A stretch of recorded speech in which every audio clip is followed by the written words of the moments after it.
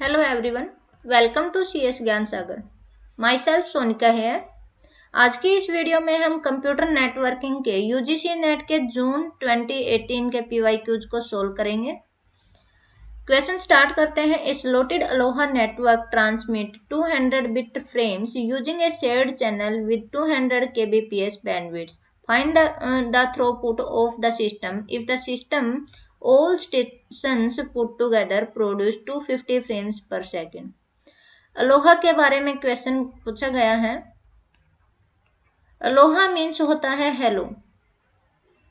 ये two types का होता है, एक होता है प्योर अलोहा, एक होता है स्लॉटेड अलोहा। जो प्योर अलोहा होता है वो सेम टाइम पर डिफरेंट डिफरेंट फ्रीक्वेंसी में फ्रेम ट्रांसमिट करता है। मीन्स ये होता है frame division multiple access. Slotted aloha जो होता है वो टाइम डिवीजन मल्टीपल एसेस पर होता है। जो प्योर अलोहा होता है उसमें जो फ्रेम ट्रांसफर किए जाते हैं उनकी जो फ्रीक्वेंसी होती है वो सबकी डिफरेंट डिफरेंट होती है, जिनका टाइम जो होता है वो सेम होता है। जो स्लॉटेड अलोहा होता है उसमें स्लॉट्स क्रिएट कर दिए जाते हैं, उसमें फ्रीक्वेंसी सबकी सेम होती है लेकिन जो टाइम होता है वो सबका डिफरेंट डिफरेंट होता है। अब बात की जाए फ्रेम ट्रांसमिशन टाइम की। जब आप ट्रांसमिट करते हो फ्रेम को सेंडर टू रिसीवर जब फ्रेम ट्रांसफर किया जाता है तो उस टाइम को बोला जाता है फ्रेम ट्रांसमिशन टाइम।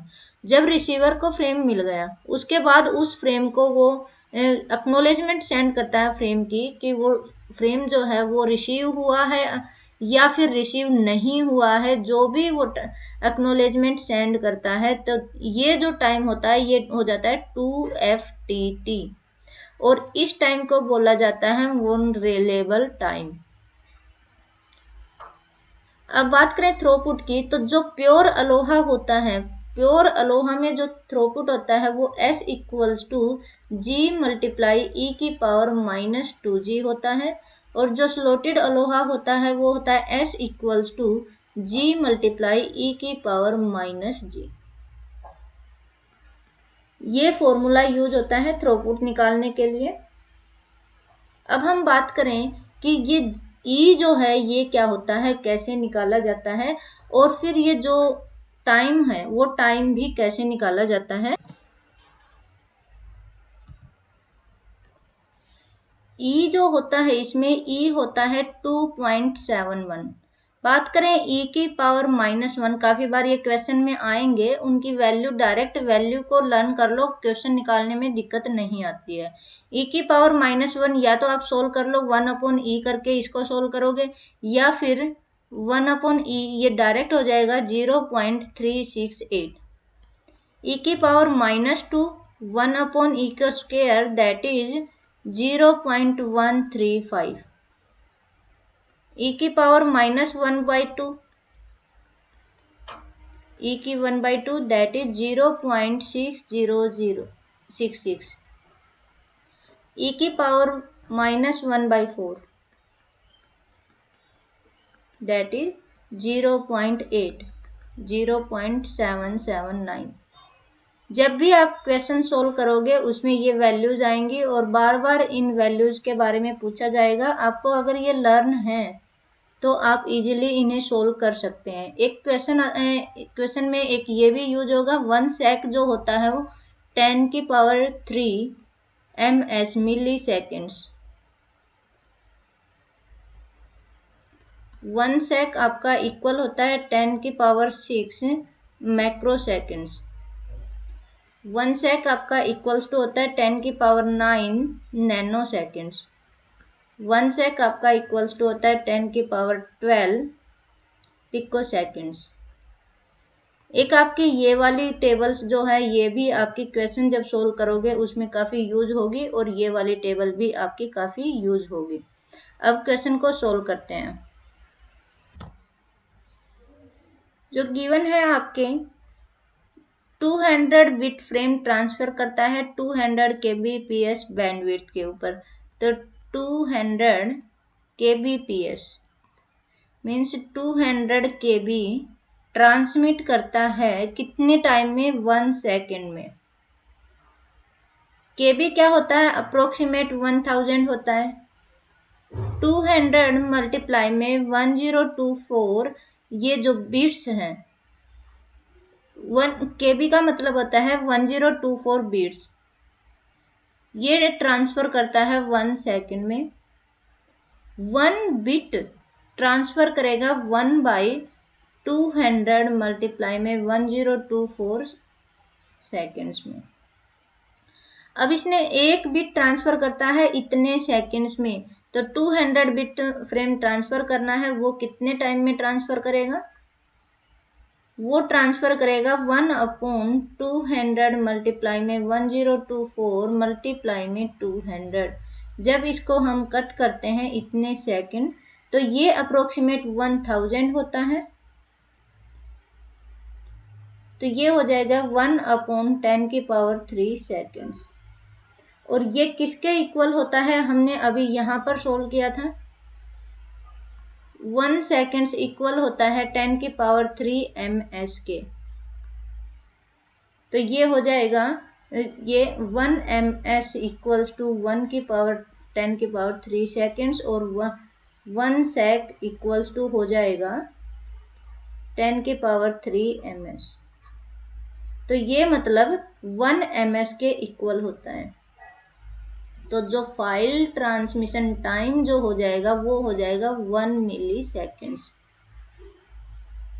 इतना समझ आ गया कि 1 मिली सेकेंड्स हमारा टाइम निकल के आता है। एक फ्रेम ट्रांसमिट करने में इतना टाइम लगेगा, और उसकी एक्नॉलेजमेंट आने में फिर से 1 ms टाइम और लगेगा, तो उसे बोलते हैं वनरेबल टाइम, और वो हो जाएगा 2 FTP, मतलब 2 ms। इतना टाइम इसको लगेगा। अब आगे हम इसको सोल्व करते हैं। इसको यहां सोल्व करते हैं। FTT अभी हमने निकाला है 1 ms है, तो G जब निकालेंगे तो सेंड करना है थ्रूपुट 250 मल्टीप्लाई में FTT हमारा 1 है, तो ये हो जाएगा 1 ms। 1 ms का मतलब है 1/100 सेकेंड्स। तो अगर हम इसको निकालते हैं तो ये हो जाएगा 250 मल्टीप्लाई में 100 ms। इसको कट करते हैं तो ये हो जाएगा 1/4 ms। तो G की वैल्यू आ जाएगी 1/4। अब हम थ्रोपुट निकालते हैं। स्लॉटेड अलोहा में थ्रोपुट होता है G मल्टीप्लाई में e⁻⁻g। तो G हमारा आ गया 1/4 मल्टीप्लाई e⁻⁻1/4। -1/4 e⁻⁻1/4 अभी हमने निकाला था टेबल में, ये होता है। तो इसको जब हम सोल्व करते हैं ये हो जाएगा, इस वाले को जब हम सोल्व करेंगे तो ये अप्रोक्सीमेट, ये वाली चीज जो होती है 1/4 मल्टीप्लाई में 0.779, जब इसको पूरे को सोल्व करोगे तो ये अप्रोक्सीमेट 0.19475, इसके अप्रोक्सीमेट ये आ जाएगा। तो फिर थ्रोपुट जो होता है, थ्रोपुट जो होता है, जितने फ्रेम्स आपने एक साइड में सेंड करने हैं उससे आप इसको मल्टीप्लाई कर दोगे। हर क्वेश्चन ऐसे ही सोल्व होगा, चाहे कोई भी क्वेश्चन हो। तो ये अप्रोक्सीमेट आपका जो सोल्व होके आएगा वो आएगा 49 के फ्रेम्स के इक्वल। जब आप सोल्व करोगे, पहले देखो 200 kbps सेंड करना है। 200 kbps सेंड करता है, मतलब 200 KB सेंड करेगा 1 सेकेंड में। KB का मतलब होता है 1000 के इक्वल्स टू बिट्स। इतनी बिट्स सेंड करता है 1 सेकेंड में। एक बिट सेंड करेगा इतनी सेकेंड में। 200 बिट्स ट्रांसफर करनी है तो वो ट्रांसफर करेगा इतनी सेकेंड्स में। तो ये सेकेंड हो जाएगा। ये होता है 1 मिली सेकेंड के इक्वल। तो FTT आपका 1 मिली सेकेंड्स आ गया। G हो जाएगा जो फ्रेम सेंड करने हैं 1 सेकेंड में वो मल्टीप्लाई में FTT। तो आपका जो G आ जाएगा वो 1/4 हो जाएगा। G की वैल्यू आ गई। थ्रोपुट की वैल्यू होती है G इक्वल मल्टीप्लाई में e⁻⁻g। तो आप यहाँ पर रखेंगे। ये हमने टेबल में निकाल लिया था, table as it is learn कर लोगे तो निकालने में दिक्कत नहीं होगी। यहाँ पर वैल्यूज जब आप रखते हो, वैल्यूज को सोल्व करोगे तो ये वैल्यू आ जाएगी। थ्रूपुट निकालने में जितने फ्रेम आपको सेंड करने हैं उनसे आप मल्टीप्लाई कर दोगे तो वो आंसर आ जाएगा। तो इस क्वेश्चन का आंसर जो है वो हो जाएगा, फर्स्ट वाला इसका आंसर हो जाएगा। नेक्स्ट करते हैं, period of signals is 100 ms, it's frequency. तो फ्रीक्वेंसी इसकी निकालनी है, क्या हो, जो फ्रीक्वेंसी होती है, फ्रीक्वेंसी आपके इक्वल्स टू होते हैं 1 पीरियड के। इसमें पीरियड गिवन है तो फ्रीक्वेंसी हो जाएगी 100 ms। ms 1 ms होता है 1/100 के। अभी हमने निकाला था उसमें ms की वैल्यू ये होती है। तो इसको हम लिख सकते हैं 1/1000 मल्टीप्लाई में 10⁻³ सेकेंड्स। यहाँ से आप कर सकते हो 1 ms। जब इसको करोगे ये इधर चला जाएगा, ये हो जाएगा 1/10⁻³ sec इक्वल्स टू ms। ये पावर नीचे चली जाएगी। ये होता है, इसको आप जब सोल्व करोगे, इसको 10⁻² मल्टीप्लाई 10⁻³ ये हो जाएगा 1/10⁻⁻1। इसको हम लिख सकते हैं 10,000। 10,000 हो गया ये। जब इसको 10,000 को 10⁻³ से मल्टीप्लाई कर दो, 10⁻³ से डिवाइड कर देंगे हजार्स को, तो ये हो जाएगा 10⁻² के हजार्स। 1000 होता है के। तो इसको आप 1000 करते हो तो इसकी वैल्यू जब आप सोल्व करोगे 10⁻² हो जाएगी। तो इसका आंसर जो है वो सेकंड ऑप्शन हो जाएगा। The dotted decimal notation of the following IPv4 address in binary notation is this. तो इनका जो है बाइनरी नोटेशन में गिवन है हेक्साडेसिमल। इनकी वैल्यूज जो हैं, सबकी वैल्यूज निकाल लेंगे। ये वैल्यूज क्या होंगी, जब सारे यहाँ पर 1 होता है, ये 128 है और ये 1 है, तो ये हो जाएगा 129, 1 2 4 8। इस तरीके से आप जब यहाँ निकालोगे तो ये हो जाएगा 11, ये भी हो जाएगा 11। और इसको जब आप सोल्व करोगे, सोल्व करना, तो ये हो जाएगा, ये एलिमिनेट हो गया, ये एलिमिनेट हो गया, ये भी होगा, ये होगा, और ये यहाँ से एलिमिनेट हो गया। ऑप्शन नंबर 3 जो है वो इसका आंसर हो जाएगा। नेक्स्ट करते हैं, which of the following is true. True पूछा है, इसमें से कौन सा ट्रू होगा। Advance mobile phone system is a second generation cellular phone system. Advance mobile system जो है वो सेकेंड जनरेशन के नहीं है, वो अब के हैं। तो मतलब 1 वाला जो है वो एलिमिनेट हो जाएगा, ए जो है वो एलिमिनेट हो गया। तो मतलब ऑप्शन नंबर सेकंड जो है वो इसका आंसर हो जाएगा। आगे आप पढ़ लेना इसको। विच of the following symmetric block cipher with corresponding block and की साइज। आपको मैच करना है कि ये कौन कौन सा होगा। DES का होता है ब्लॉक साइज 64। एक मिनट, ये होता है ब्लॉक साइज इसका 64 होता है, की साइज भी इसका 64 होता है। तो ए का सेकंड ये एलिमिनेट हो गया, ये एलिमिनेट हो गया। बी का 4 है। सी का चेक करते हैं, सी का क्या होगा। सी का देखते हैं क्या है, ब्लोफिश। फ्लोफिश जो होती है ब्लॉक साइज उसका 64 होता है, की साइज जो होता है वो 32 से 448 के बीच में होता है। तो सी का जो है वो 1 हो जाएगा, सी का 1। तो ये एलिमिनेट हो गया, ऑप्शन नंबर सेकंड इसका आंसर हो जाएगा। नेक्स्ट करते हैं, which of the following are true. इसमें से कौन सा ट्रू है। 3 broad categories of networks are circuit, yes, packet and message. तो तीनों ही होती हैं, मतलब ए तो होगा, ये एलिमिनेट हो जाएगा। Circuit switch network resource need not be reserve during the setup phase. In packet switching there is no resource allocation for packets. देखो, जो स्विचिंग होती है,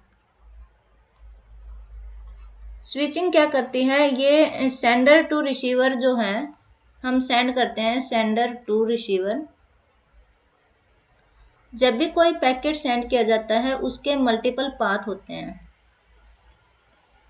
उन पाथ में से कौन सा बेस्ट पाथ सेलेक्ट करना है, that technology is called switching. Switching जो है वो 3 टाइप्स की होती है। एक होती है सर्किट स्विचिंग, एक होती है पैकेट स्विचिंग, और एक होती है मैसेज स्विचिंग। जो सर्किट स्विचिंग होती है उसमें डेडिकेटेड पाथ होता है, डेडिकेटेड पाथ होता है between sender and receiver, sender and receiver. जब डेडिकेटेड पाथ होगा तो रिसोर्स की भी जरूरत होगी, तो रिसोर्स को रिजर्व करेगा, रिसोर्स को क्या करेगा, रिजर्व करेगा। तो circuit switching network resource need not be reserve, not नहीं आएगा इसको। जब डेडिकेटेड पाथ है तो वो उसे रिजर्व करेगा, तो मतलब बी वाला नहीं होगा, तो बी वाला नहीं होगा तो ये भी नहीं होगा, ये भी नहीं होगा। ऑप्शन नंबर 3 जो है वो इसका आंसर हो जाएगा। बात करें पैकेट की, तो पैकेट में जो है वो आपका जो सेंड करते हैं उस पूरे के पूरे मैसेज को एक ही टाइम में सेंड कर देते हैं, तो वो जो है वो पैकेट्स वो मल्टीपल पाथ से होते हुए जाता है, इसमें कोई स्पेसिफिक पाथ नहीं होता, ये कनेक्शन लेस होता है। जो पैकेट्स हैं वो अपने आप चले जाते हैं, मतलब किसी भी पाथ को चूज करके जाते हैं, लेकिन एंड में जाकर एंड में उन्हें जो है अरेंज करते हैं, रीअरेंज करते हैं। टीसीपी आपका लगा होता है उधर रीअरेंज किया जाता है।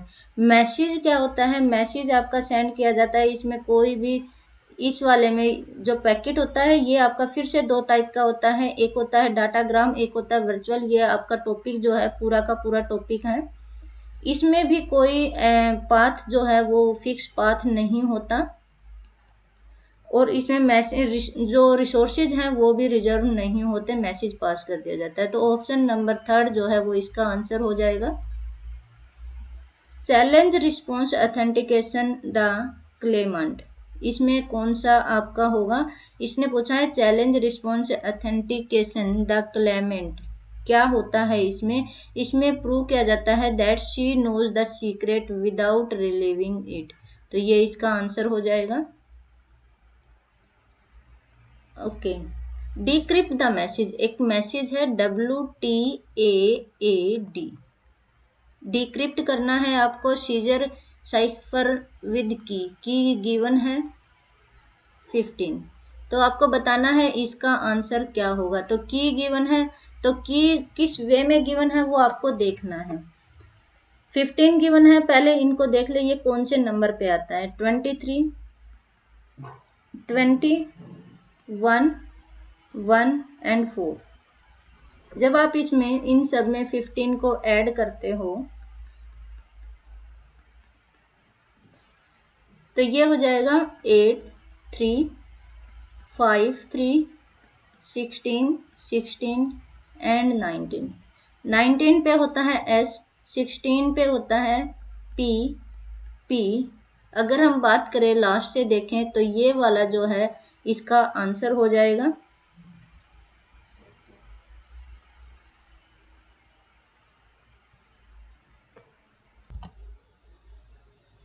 सॉरी, ये एनक्रिप्टेड मैसेज है।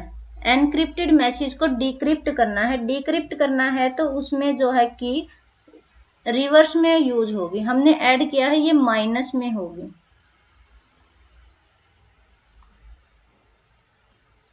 ये जो है डिक्रिप्ट करना है हमें, तो डिक्रिप्ट जब करेंगे तो ये माइनस में यूज होगी। इसको सब्ट्रैक्ट जब हम करते हैं तो ये हो जाएगा 8, ये हो जाएगा 5, -14, -14 एंड -11। जब भी कोई नंबर माइनस में आता है तो माइनस में आएगा उसमें 26 ऐड कर देंगे, और जो पॉजिटिव नंबर है वो पॉजिटिव ही रहेगा। तो 8 जो होता है, 8 पे एच होता है, 5 पे ई होता है, एच ई पे ये एलिमिनेट हो गए। ऑप्शन नंबर सेकंड जो है वो इसका आंसर हो जाएगा। इसमें से हमें 15 को माइनस करना है। जब आप इसमें ऐड करोगे, ऐड करने के बाद जो नंबर आएगा वो 12 और 15। तो 12 जो होता है एल होता है, एल होता है ओ होता है। तो हेलो जो है वो इसका आंसर हो जाएगा।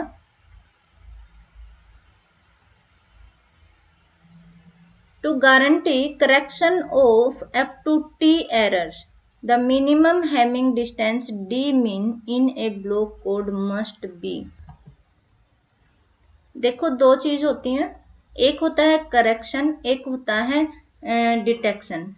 अगर क्वेश्चन में गिवन है करेक्शन तो और अप टू टी एरर्स तक पूछा है, करेक्शन अगर गिवन है तो वो हो जाएगा 2t+1। अगर क्वेश्चन में गिवन है detection, detection of up to t errors, same to same statement होगी, लेकिन ये वाला जो है ये वर्ड चेंज होगा। अगर गिवन है करेक्शन तो आंसर होगा 2t+1। अगर ये वर्ड है डिटेक्शन तो आंसर होगा t+1। तो यहाँ पर करेक्शन गिवन है तो 2t+1/4 जो है वो इसका आंसर हो जाएगा। अब निकालना है, एक मैसेज गिवन है, एनक्रिप्ट द मैसेज। ओके, ये मैसेज गिवन है, इसको एनक्रिप्ट करना है। और उसमें क्या था, इसमें एनक्रिप्टेड मैसेज गिवन था, उसको डिक्रिप्ट करना था, तो ये माइनस करना था इसमें से। मैसेज गिवन है hello my dears, plain text given है 2413, साइफर टेक्स्ट गिवन है 1234। इसका मतलब क्या है, इसका मतलब है कि पहली पोजीशन पर सेकंड वाला लेटर लेना है, सेकंड पोजीशन पर फोर्थ वाला लेटर लेना है, थर्ड पोजीशन पर फर्स्ट वाला लेटर लेना है, फोर्थ पोजीशन पर थर्ड वाला लेटर लेना है। इनको 4 में डिवाइड कर लेते हैं, HELLOMYDEARZ।